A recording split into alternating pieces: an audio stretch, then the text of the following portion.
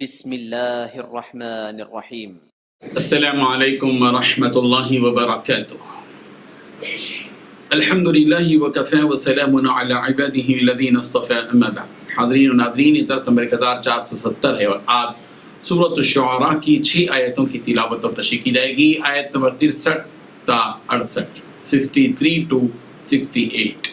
چلیے سب سے پہلے ہم ان 6 آیتوں کی تلاوت کرتے ہیں، لفظی ترجمے اور ترجمے کے بعد تشریح کرتے ہیں۔ اعوذ باللہ من الشیطان الرجیم، بسم اللہ الرحمن الرحیم۔ فأوحینا إلى موسى أن اضرب بعصاك البحر فانفلق فكان كل فرق كالطود العظيم وأزلفنا ثم الآخرين وأنجينا موسى ومن معه أجمعين ثم أغرقنا الآخرين إن في ذلك لآية وما كان أكثرهم مؤمنين وإن ربك لهو العزيز الرحيم۔ صدق اللہ العظیم۔ لفظی ترجمہ یوں ہے، فأوحینا، تو ہم نے وحی کی، إلى موسیٰ، موسیٰ کی طرف، أن اضرب، کہ تو مار، بعصاک، اپنا عصا، البحر، سمندر کو، فانفلق، تو وہ سمندر پھٹ گیا، فکانت، تو پھر ہو گیا، کلو، ہر ایک، فرقن، ٹکڑا سمندر کا، کالطود العظیم، بہت بڑا پہاڑ۔ وَأَزْلَفْنَا، اور ہم نے قریب کر دیا، ثم الآخرین، وہاں دوسروں کو، وَأَنْجَيْنَا، اور ہم نے نجات دی، موسیٰ کو، ومن، اور ان لوگوں کو جو معہون، ان کے ساتھ تھے، اجمعین، سبھی کو۔ ثم، پھر اغرقنا، پھر ہم نے غرق کر دیا، الآخرین، دوسرے فرعونیوں کو، ان فی ذلک، بلا شبہ اس میں لآیہ، البتہ ایک عظیم نشانی ہے، وما کان، اور نہیں تھے، اکثرہم، ان کے اکثر مؤمنین، ایمان لانے والے، وَإِنَّ، اور بلا شبہ، ربک، آپ کا رب، لہوا، البتہ وہ ہے جو العزیز، نہایت غالب، الرحیم، بہت رحم کرنے والا۔ ترجمہ یوں ہے، اس وقت ہم نے موسیٰ کی طرف وحی بھیجی کہ اپنی لاٹھی دریا پر مارو، تو دریا پھٹ گیا اور ہر ایک ٹکڑا یوں ہو گیا کہ گویا بہت بڑا پہاڑ، اور دوسروں کو وہاں ہم نے قریب کر دیا، اور موسیٰ اور ان کے ساتھ والوں کو تو بچا لیا، پھر دوسروں کو ڈبو دیا۔ بے شک اس قصے میں نشانی ہے، لیکن یہ اکثر ایمان والے نہیں، اور تمہارا رب تو غالب اور مہربان ہے۔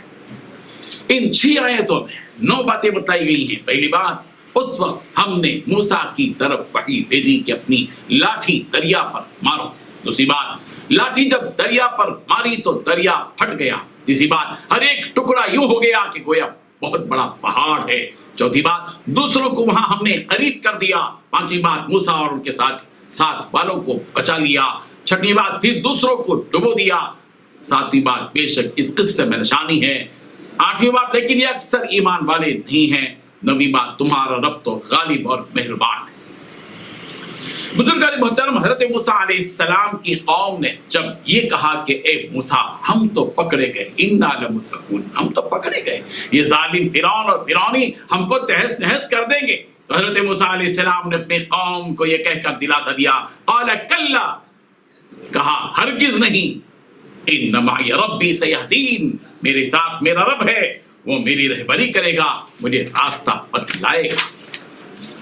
چنانچہ اللہ تبارک و تعالیٰ نے حضرت موسیٰ علیہ السلام کو بذریعہ وحی حکم دیا کہ وہ اپنا عصا سمندر پر مارے۔ چنانچہ حکم کے مطابق حضرت موسیٰ علیہ السلام نے اپنا عصا سمندر پر مارا۔ یہ عصا کوئی معمولی عصا نہیں تھا، اس عصا میں وہ ربانی طاقت، وہ دبدبہ تھا جو اللہ نے اس میں عطا فرمائی تھی۔ سمندر پر ایک عصا جو پڑا تو سمندر میں 12 راستے پھوٹ پڑے، پانی کے گویا ٹکڑے ہو گئے، اور ان 12 راستوں کے درمیان کی پانی والی یہ دیواریں ایسی کھڑی ہو گئی جیسے کہ بلند پہاڑ کھڑا ہو، اور جو 12 راستے بنے تھے وہ راستے بالکل سوکھے اور ہوادار تھے، اور سورج کی روشنی بھی ان راستوں پر پڑ رہی تھی۔ یہ قدرت کا کرشمہ، یقیناً قدرت کا کرشمہ تھا، رب ذوالجلال کا کمال تھا، جو ایمان والے کے لیے رب ذوالجلال کی حقیقت کو سمجھنے کے لیے معین و مددگار تھا۔ یہ 12 راستے اس لیے بنائے گئے کہ بنی اسرائیل کے 12 خاندان تھے، اور ہر خاندان کے لیے گویا ایک راستہ بنا دیا تاکہ آسانی کے ساتھ بنی اسرائیل کے سارے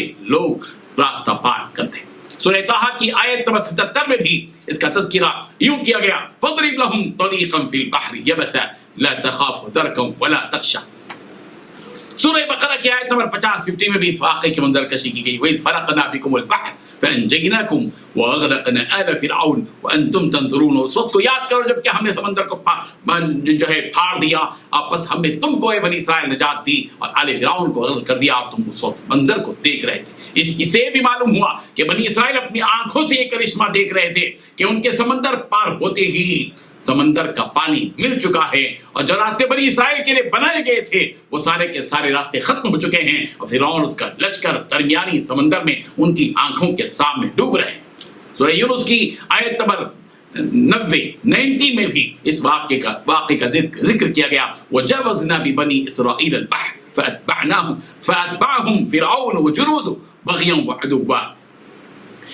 اللہ تبارک و تعالیٰ نے فرمایا وَأَنْجَيْنَا مُوسَىٰ وَمَن مَّعَهُ أَجْمَعِينَ ثُمَّ أَغْرَقْنَا الْآخِرِينَ.